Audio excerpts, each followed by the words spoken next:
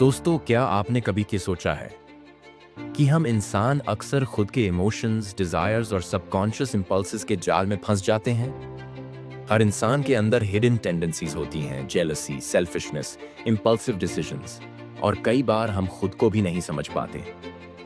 आज के वीडियो में हम बात करने वाले हैं रॉबर्ट ग्रीन की बहुचर्चित किताब the laws of human nature के उन रहस्यों की जो आपको न सिर्फ इंसानों को समझने में मदद करेंगे बल्कि आपकी पर्सनल और प्रोफेशनल लाइफ को भी पूरी तरह बदल देंगे। इमेजिन करो, अगर आप जान जाए कि लोग अपने बिहेवियर में क्यों एक्ट करते हैं, उनकी ट्रू मोटिव्स क्या हैं और उनकी हिडन टेंडेंसीज कैसे पता लगाई जा सकती हैं, तो आप सोशल सिचुएशंस में अनबीटेबल बन सकते हैं। इस वीडियो में हम कवर करने वाले हैं इंसान की इरेशनैलिटी और कैसे हम अपने इमोशंस को कंट्रोल कर सकते हैं। नार्सिसिज्म क्यों हर इंसान थोड़ा सेल्फ ऑब्सेस्ड होता है और इसे अपने फेवर में कैसे यूज करें। रोल प्लेइंग और सोशल मास्क्स, लोग क्यों अपने असली सेल्फ को छुपाते हैं, और भी कई ऐसे सीक्रेट्स जो आपको पावरफुल, इन्फ्लुएंशियल और सोशली इंटेलिजेंट बनाएंगे। तो वीडियो को अंत तक देखना, क्योंकि ये सिर्फ थ्योरी नहीं है, ये प्रैक्टिकल स्ट्रैटेजीज और रियल लाइफ एग्जांपल्स से भरी हुई है जिन्हें आप तुरंत अपनी लाइफ में अप्लाई कर सकते हैं। अगर आप रेडी हैं अपने अंदर की और दूसरों की ह्यूमन नेचर्स की मिस्ट्रीज को जानने के लिए, तो चलिए शुरू करते हैं और समझते हैं ये पावरफुल लॉज जो आपकी जिंदगी बदल सकते हैं। Chapter 1, the law of irrationality. इंसान हमेशा भावनाओं से चलता है। दोस्तों सोचिए, हम सब अपने डिसीजंस को लॉजिकल और रैशनल मानते हैं, लेकिन सच ये है कि इंसान कभी भी पूरी तरह से रैशनल नहीं होता। रॉबर्ट ग्रीन अपनी किताब the laws of human nature में इसी बात को सबसे पहले सामने रखता है। चैप्टर 1 का नाम ही है द लॉ ऑफ इरेशनैलिटी, यानी इंसान हमेशा भावनाओं और सबकॉन्शियस इंपल्सेस से प्रभावित होता है। ग्रीन कहते हैं कि हमारे अंदर एक इमोशनल माइंड है जो अक्सर हमारी लॉजिकल थिंकिंग को ओवरशैडो कर देता है। मतलब, हम खुद सोचते हैं कि हम स्मार्ट चॉइसेस कर रहे हैं, लेकिन अंदर से हमारी इमोशंस और इंस्टिंक्ट्स हमारी डिसीजंस को गाइड कर रहे होते हैं। अब बात करें हमारी हिस्ट्री की, इंसान हमेशा सर्वाइवल मोड में रहा है। जंगल में रहने वाले हमारे एंसेस्टर्स ने जल्दी से डिसीजन लेना सीख लिया था। डेंजर को डिटेक्ट करना, फूड ढूंढना, प्रेडेटर से बचना, ये सब चीजें हमारी ब्रेन को फास्ट इमोशनल रिस्पॉन्सेस की तरफ पुश करती थी। मॉडर्न लाइफ में भी ये टेंडेंसीज हमारे सबकॉन्शियस में मौजूद है। इसी वजह से हम इंपल्सिव डिसीजंस लेते हैं, चाहे वो पर्सनल लाइफ हो, वर्क हो या रिलेशनशिप्स। रॉबर्ट ग्रीन के एग्जाम्पल्स बहुत आई ओपनिंग हैं। वो बताते हैं कि अक्सर पावरफुल लोग, लीडर्स या इवन ऑर्डिनरी लोग अपनी इरेशनैलिटी को इग्नोर कर देते हैं। वो सोचते हैं कि उनका बिहेवियर, उनका डिसीजन रैशनल और लॉजिकल है, पर असल में वह इमोशंस और अनकॉन्शियस डिजायर्स का इफेक्ट होता है। एक इंपॉर्टेंट पॉइंट ग्रीन कहता है, अगर आप अपनी और दूसरों की इरेशनैलिटी को समझना चाहते हैं तो पहली स्टेप सेल्फ अवेयरनेस है। अपनी इमोशंस, बायसेस और सबकॉन्शियस इंपल्सेस को ऑब्जर्व करना जरूरी है। मतलब, अपने डिसीजंस को सिर्फ बाहरी नजरिए से ना देखें, बल्कि ये जानें कि आपके अंदर कौन कौन सी छुपी हुई टेंडेंसीज काम कर रही हैं। चैप्टर 1 में ग्रीन एक और मजेदार बात कहते हैं, इमोशनल अवेयरनेस का पावर। अगर आप दूसरों की इरेशनैलिटी को समझ सकते हैं तो आप उन्हें बेहतर समझ पाएंगे, प्रभाव कर पाएंगे और संघर्ष को टाल पाएंगे। हम सब के अंदर कुछ हिडन ट्रिगर्स होते हैं, जेलसी, प्राइड, फियर, जो हमारी बिहेवियर को साइलेंटली कंट्रोल करते हैं। और अगर हम इन ट्रिगर्स को पहचान लें तो लाइफ में बेहतर डिसीजंस ले सकते हैं। और ये सिर्फ थ्योरी नहीं है, ग्रीन प्रैक्टिकल स्ट्रैटेजीज भी देते हैं। जैसे, अपने इमोशंस को तुरंत रिएक्ट करने से पहले ऑब्जर्व करो। अपनी बायसेस और इंपल्सेस को लिखकर एनालाइज करो। दूसरों के इरेशनल बिहेवियर को जज करने से पहले समझो कि उनके एक्शंस के पीछे कौन सी इमोशंस हैं। दोस्तों, यही चैप्टर का सबसे बड़ा टेक अवे है, हमारी इरेशनैलिटी को समझना और कंट्रोल करना हमारी पावर है। जब आप अपनी और दूसरों की इमोशंस और सबकॉन्शियस इंपल्सेस को समझ जाते हैं, तब आप अपने पर्सनल और प्रोफेशनल लाइफ में बेहतर डिसीजंस ले सकते हैं, रिलेशनशिप स्ट्रॉन्ग कर सकते हैं और अपनी इन्फ्लुएंस बढ़ा सकते हैं। अगर आप पावरफुल, इन्फ्लुएंशियल और स्मार्ट बनना चाहते हैं तो ये चैप्टर आपको ये सिखाता है कि सबसे पहले अपने अंदर की इरेशनैलिटी को पहचानो। इमोशनल इंटेलिजेंस का मतलब सिर्फ दूसरों को पढ़ना नहीं है, बल्कि खुद की इमोशंस को समझना भी उतना ही जरूरी है। Chapter 2, the law of narcissism. इंसान अपने आप में खोया रहता है। दोस्तों सोचिए, हर इंसान के अंदर एक हिडन डिजायर होती है। मैं खुद को स्पेशल और इम्पोर्टेंट महसूस करना चाहता हूँ। रॉबर्ट ग्रीन कहते हैं कि यही है लॉ ऑफ नार्सिसिज्म, यानी हर इंसान में थोड़ी ना थोड़ी सेल्फ ऑब्सेशन होती है। चैप्टर 2 के मेन फोकस ये है कि अगर आप दूसरों की नार्सिसिज्म को समझ जाएं, तो आप ना सिर्फ अपने रिलेशनशिप्स इंप्रूव कर सकते हैं, बल्कि सोशल और प्रोफेशनल सिचुएशंस में भी डोमिनेट कर सकते हैं। ग्रीन कहता है कि नार्सिसिज्म 2 फॉर्म्स में दिखाई देता है। एक, हेल्दी नार्सिसिज्म। ये वो पॉजिटिव सेल्फ कॉन्फिडेंस है जो लोगों को मोटिवेट करता है, उन्हें अपने गोल्स अचीव करने में मदद करता है। 2, टॉक्सिक नार्सिसिज्म। ये वो फॉर्म है जिसमें इंसान सिर्फ अपने आप में ही खोया रहता है, दूसरों की फीलिंग्स, इमोशंस और नीड्स को इग्नोर करता है। हमारी सोसाइटी में बहुत लोग अनकॉन्शियस लेवल पर नार्सिसिस्टिक टेंडेंसीज रखते हैं। मतलब वो खुद को सेंट्रल फिगर मानते हैं, दूसरों की फीलिंग्स को जज करने की बजाय अंडर एस्टिमेट करते हैं। ग्रीन ये कहता है कि इस टाइप के लोग अक्सर मैनिपुलेटिव, कंट्रोलिंग और ईगो ड्रिवन बिहेवियर दिखाते हैं। चैप्टर 2 में एक इंटरेस्टिंग कॉन्सेप्ट है, एम्पैथी वर्सेस नार्सिसिज्म।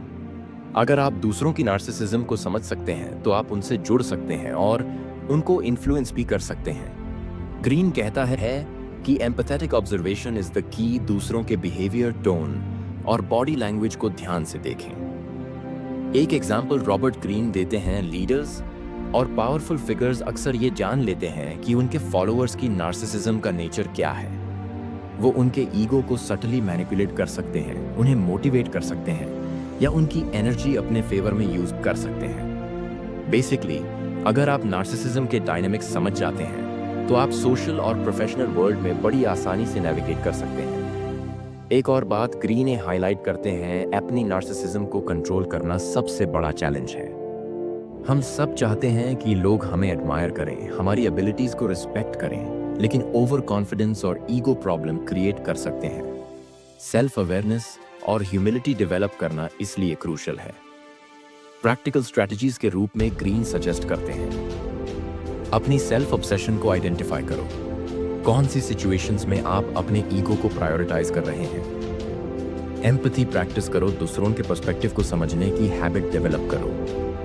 अपने सोशल इंटरेक्शंस में सटल ऑब्जर्वेशन यूज करो, बॉडी लैंग्वेज, टोन और चॉइसेस से लोगों की नार्सिसिस्टिक टेंडेंसीज को पहचानो। चैप्टर 2 का बिगेस्ट टेक अवे ये है, हमारी और दूसरों की नार्सिसिज्म को समझना ही पावर का सोर्स है। अगर आप ईगो ड्रिवन वर्ल्ड में सर्वाइव और थ्राइव करना चाहते हैं तो सबसे पहले ये समझना जरूरी है कि हर इंसान अपने आप में थोड़ा नार्सिसिस्टिक है। ये नॉलेज आपको इन्फ्लुएंस और परसुएशन की पावर देता है, रिलेशनशिप स्ट्रॉन्ग करता है और अननेसेसरी कॉन्फ्लिक्ट से बचाता है।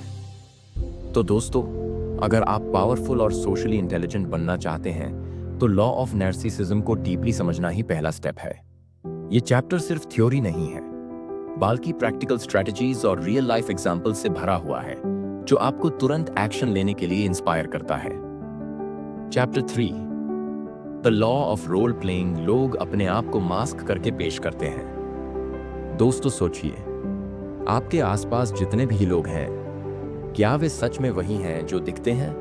रॉबर्ट ग्रीन कहते हैं कि इंसान अक्सर अपनी असली पर्सनालिटी को छुपाता है और एक सोशल मास्क पहनकर दुनिया के सामने आता है। यही है law of role playing. Chapter 3 का फोकस ये है कि हर इंसान किसी न किसी रोल में एक्ट करता है, चाहे वो प्रोफेशनल लाइफ हो, सोशल इंटरेक्शंस में या रिलेशनशिप्स में। हम सबकॉन्शियस लेवल पर ये सीख चुके हैं कि सोसाइटी के रूल्स और एक्सपेक्टेशंस के हिसाब से बिहेव करना सेफ होता है। ग्रीनी कहते हैं कि रोल प्लेइंग 2 तरह से दिखाई देता है। एक, कॉन्शियस रोल प्लेइंग। ये डिलिबरेट बिहेवियर है। इंसान जानबूझकर अपनी पर्सनैलिटी का एक हिस्सा हाईलाइट करता है और बाकी छुपाता है। 2, अनकॉन्शियस रोल प्लेइंग। ये नेचुरल सोशल कंडीशनिंग का रिजल्ट है। हम अननोइंगली अपने चाइल्डहुड और सोशल एक्सपीरियंसेस से लर्न बिहेवियर्स टू फॉलो करते हैं। एक इम्पॉर्टेंट पॉइंट जो ग्रीन हाईलाइट करते हैं, हम अपनी ट्रू नेचर को रेयरली डायरेक्टली शो करते हैं। लोग चाहे कितने भी ऑनेस्ट दिखें, उनके एक्शंस हमेशा कुछ ना कुछ सोशल मास्क के थ्रू पास होते हैं। ये मास्क कभी कॉन्फिडेंस दिखाता है, कभी वल्नरेबिलिटी और कभी चार्म। चैप्टर 3 में ग्रीन का एग्जाम्पल बहुत इंटरेस्टिंग है। हिस्टोरिकल फिगर्स और लीडर्स ने अपनी पावर और इन्फ्लुएंस बढ़ाने के लिए सोशल मास्क्स का यूज किया। वो जानबूझकर अपने इमेज को कंट्रोल करते थे ताकि लोग उनके बारे में जो परसेप्शन बनाए उनका उसे क्या वाकरे तक को सबको को फेवर में। ग्रीन कहते हैं कि मास्क को समझना और डिटेक्ट करना एक सोशल इंटेलिजेंस का स्किल है। अगर आप दूसरों के रोल प्लेइंग पैटर्न्स को पढ़ सकते हैं तो आप उनकी ट्रू मोटिव्स, डिजायर्स और वीकनेसेस समझ सकते हैं। ये skill personal life, work environment और नेगोशिएशन सिचुएशंस में बहुत यूजफुल है। एक और बात जो ग्रीन ने पॉइंट आउट करते हैं, हमारी खुद की रोल प्लेइंग भी हमारी सेल्फ अवेयरनेस को लिमिट कर सकती है। अगर हम हमेशा सोशल मास्क्स के पीछे छुपते रहें तो हमारी क्रिएटिविटी और ऑथेंटिसिटी कॉम्प्रोमाइज हो सकती है। इसलिए सेल्फ अवेयरनेस और केयरफुल ऑब्जर्वेशन प्रैक्टिस करना जरूरी है कि कौन सा मास्क हम पहने हुए हैं और कहां हम अननेसेसरीली कंफर्म कर रहे हैं। प्रैक्टिकल स्ट्रेटजीज जो ग्रीन सजेस्ट करते हैं। सोशल इंटरैक्शंस में लोगों के सटल क्यूज ऑब्जर्व करो, टोन, जेस्चर्स और बॉडी लैंग्वेज कैसे मास्क के साथ अलाइन हो रहे हैं। अपने बिहेवियर और रिएक्शंस एनालाइज करो, कौन सा मास्क आप खुद पहने हुए हैं और क्यों। सेल्फ अवेयरनेस डेवलप करो, अपनी ट्रू मोटिव्स और डिजायर्स को समझो और अननेसेसरी रोल प्लेइंग अवॉइड करो। चैप्टर 3 का बिगेस्ट टेकअवे ये है, हमारी और दूसरों की रोल प्लेइंग को समझना ही सोशल मास्टरी का पहला स्टेप है। अगर आप सोशल मास्क को पढ़ सकते हैं तो आप इन्फ्लुएंस और परसिवेंस का पावर गेन कर सकते हैं, मिसअंडरस्टैंडिंग्स और कॉन्फ्लिक्ट्स अवॉइड कर सकते हैं और प्रोफेशनल और पर्सनल लाइफ में बहुत बेटर नेविगेट कर सकते हैं। दोस्तों याद रखो, दुनिया में KOI भी इंसान पूरी तरह ट्रांसपेरेंट नहीं होता। HR कोई अपना एक सोशल मास्क पहनकर आता है। जो लोग इस लॉ को समझते हैं वही अपनी रिलेशनशिप्स, करियर और सोशल इन्फ्लुएंस को कंट्रोल कर पाते हैं। Chapter 4 the law of compulsive behaviour. इंसान अपने पैटर्न से नहीं निकल पाता। दोस्तों सोचिए, क्या आपने नोटिस किया है कि कुछ लोग हमेशा वही मिस्टेक्स दोहराते हैं चाहे उन्हें नुकसान ही क्यों ना हो। रॉबर्ट ग्रीन कहते हैं कि इंसान अपने कंपल्सिव बिहेवियर और पुरानी टेंडेंसी से हमेशा प्रभावित होता है। यही है law of compulsive behaviour. Chapter 4 का मेन फोकस ये है कि इंसान अपनी नेचर के पैटर्न से नहीं बच सकता, चाहे वो कॉन्शियसली बदलना चाहे या ना चाहे। ग्रीन ये कहता है कि हमारे चाइल्डहुड एक्सपीरियंसेस, ट्रॉमास और अपब्रिंगिंग हमारी पर्सनैलिटी और बिहेवियर के ब्लूप्रिंट को डिफाइन करते हैं और हम अक्सर अननोइंगली उन पुराने पैटर्न्स को दोहराते रहते हैं। एक इंटरेस्टिंग बात ग्रीन बताते हैं, लोग अपने बिहेवियर के रूट कॉजेज को इग्नोर करते हैं।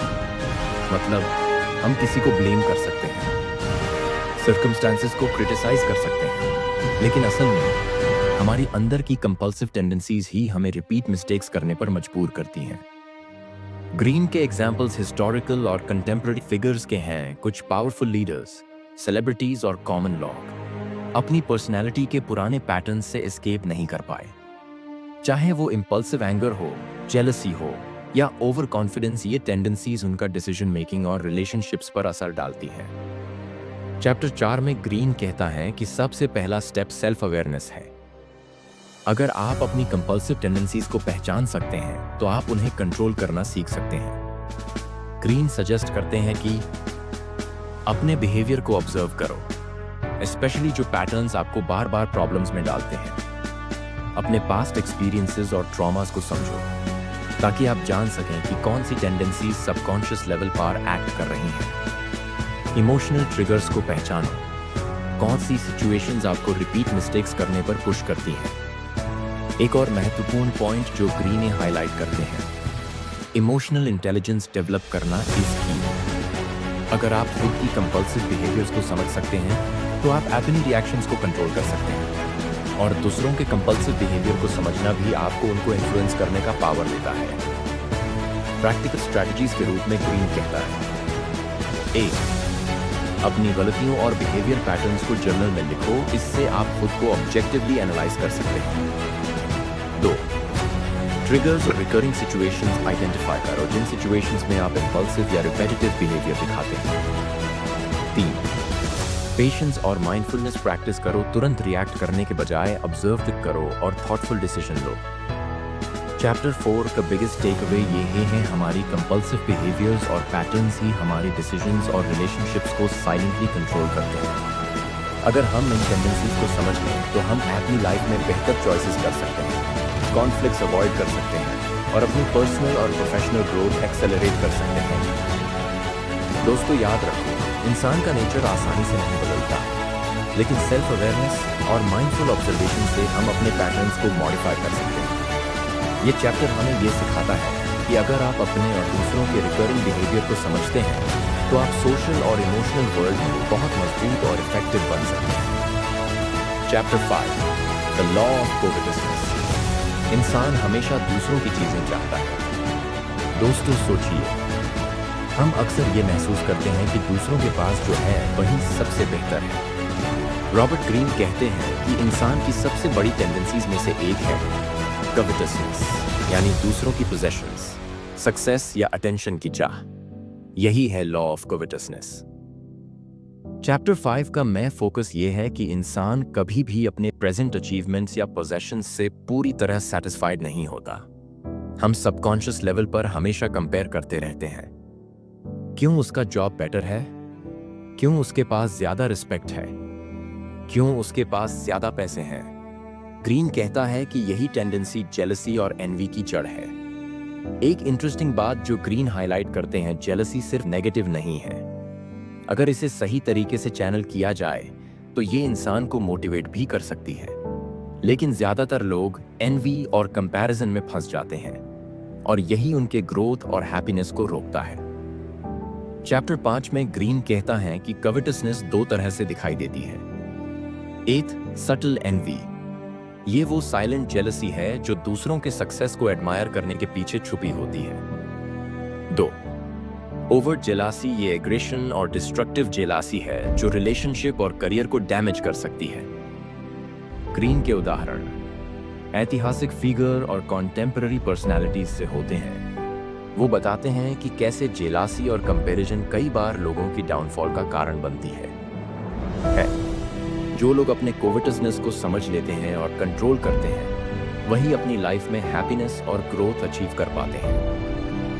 चैप्टर 5 का सबसे महत्वपूर्ण पॉइंट है अपनी कोविटसनेस को पहचानो और उसे मैनेज करो। अगर आप दूसरों की सक्सेस को थ्रेट की तरह देखें तो आपकी ग्रोथ रुक जाएगी, लेकिन अगर आप इसे लर्निंग और इंस्पिरेशन की तरह देखें तो ये आपको और बेहतर बना सकती है। प्रैक्टिकल स्ट्रैटेजी ग्रीन सजेस्ट करते हैं।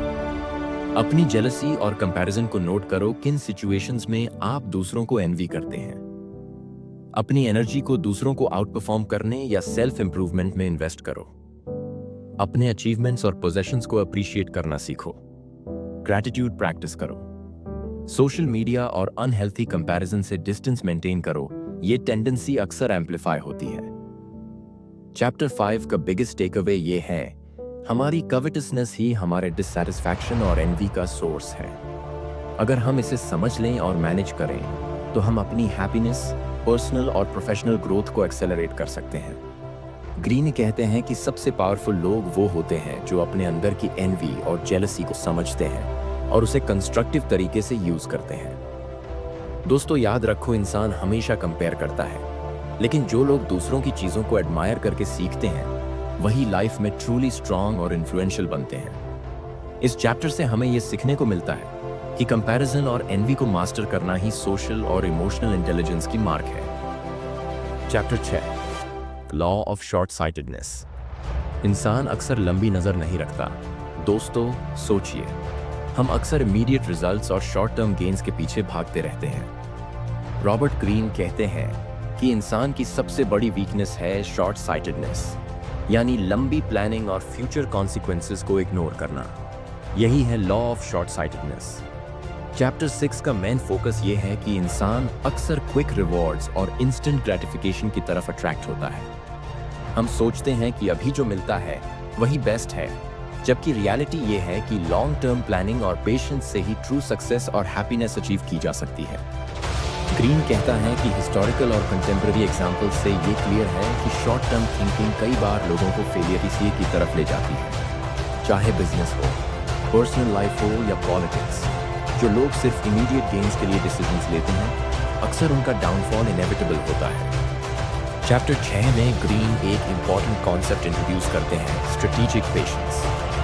मतलब इंसान को सीखना चाहिए कि हर डिसीजन का इमीडिएट रिजल्ट जरूरी नहीं होता, लेकिन लॉन्ग टर्म विजन और प्लानिंग से ही सस्टेनेबल सक्सेस मिलता है। एक और पॉइंट ग्रीन हाईलाइट करते हैं, इमोशनल इंपल्सेस और फियर शॉर्ट टर्म थिंकिंग को ट्रिगर करते हैं। जब हम पैनिक करते हैं, स्ट्रेस में होते हैं या जेलस होते हैं, तो हम इंपल्सिव डिसीजंस लेते हैं। ये इंपल्सिव डिसीजंस अक्सर हमारे फ्यूचर गोल्स के खिलाफ होते हैं। प्रैक्टिकल स्ट्रेटजीज जो ग्रीन सजेस्ट करते हैं: 1. लॉन्ग टर्म पर्सपेक्टिव डेवलप करो। हर डिसीजन में फ्यूचर कॉन्सिक्वेंसेस को कंसिडर करो। 2. इंपल्सेस और इमोशंस को कंट्रोल करो। इंपल्सिव डिसीजंस से बचो, स्पेशली फियर और ग्रीड के इन्फ्लुएंस में। 3. प्लान और प्रिपेयर करो। शॉर्ट टर्म डिस्ट्रैक्शंस के बावजूद अपने गोल्स पर फोकस मेंटेन करो। 4. लर्न फ्रॉम हिस्ट्री और एक्सपीरियंस प्रीवियस मिस्टेक्स और सक्सेसफुल एग्जाम्पल से सीखो, ताकि शॉर्ट टर्म थिंकिंग की ट्रैप से बचा जा सके।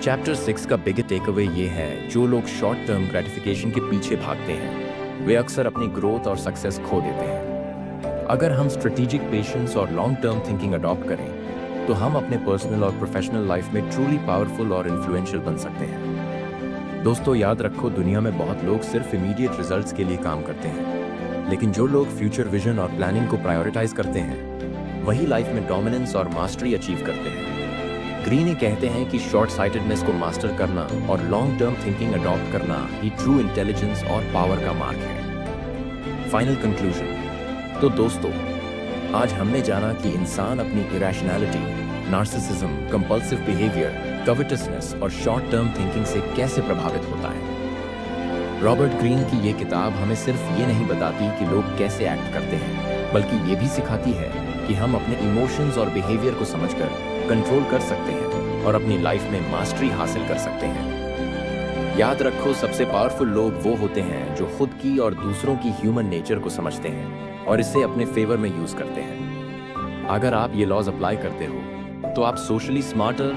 इमोशनली इंटेलिजेंट और इन्फ्लुएंस करने में अनबीटेबल बन सकते हो। तो दोस्तों, अगर आपको ये वीडियो पसंद आया तो इसे लाइक और शेयर जरूर करें, और अगर आप चाहते हैं कि ऐसे और एंगेजिंग और माइंड चेंजिंग बुक समरीज आपको मिलती रहें, तो सब्सक्राइब बटन दबाना मत भूलना। अपने अंदर की और दूसरों की ह्यूमन नेचर की सीक्रेट समझो और अपने लाइफ में वो पावर और क्लैरिटी लाओ जो आप डिजर्व करते हो। मिलते हैं अगले वीडियो में। तब तक स्मार्ट रहो, अवेयर रहो और पावरफुल बनो।